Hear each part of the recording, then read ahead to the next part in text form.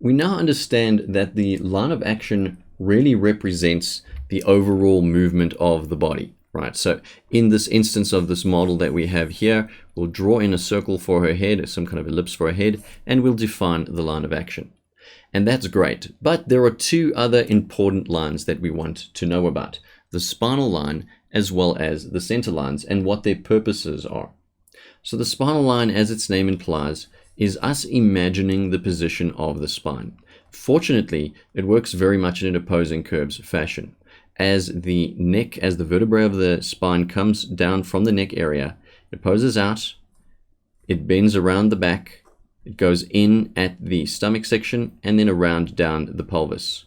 And this would be the spinal line.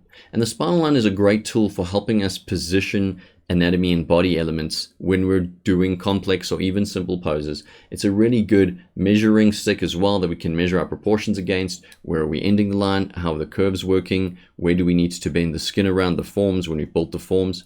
And it's also a great tool in constructing your drawings, because if you get the spinal line in and you're thinking about the spinal line, it helps you better position where you want to put the forms on top of that spinal line so that it makes sense in 3 dimensions.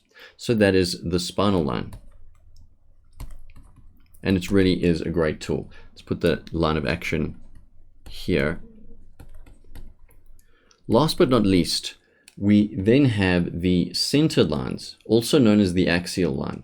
And the center line really is a line that we use for measuring when we've got the forms down. So there's the center line of the face, there's the center line of the neck, and I'll draw in a form here for the chest.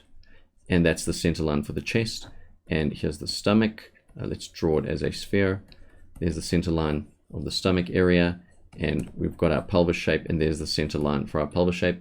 And the center line, or the axial line, let's call it center axial, its purpose is to help us measure, right? Help us to know that we're placing facial features in a logical way, that they read as balanced on the face. And it's a measuring tool, really. Helps us to say, okay, this is the center of the form, and so therefore if I put a button here, I need to put a button here, because that is a logical kind of measurement based off the center line positioning.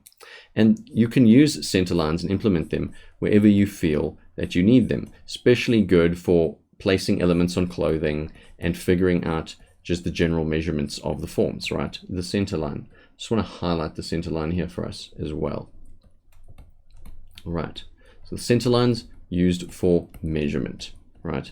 And I would advise definitely when you're doing your construction drawings, use them where you need them. It's just another tool in your toolbox to help you draw well and help you draw effectively. So these are the 3 lines we want to know, but particularly we want to talk about the spinal line, the center or axial line, and just their various purposes. And that's the end of this lesson. Let's move on.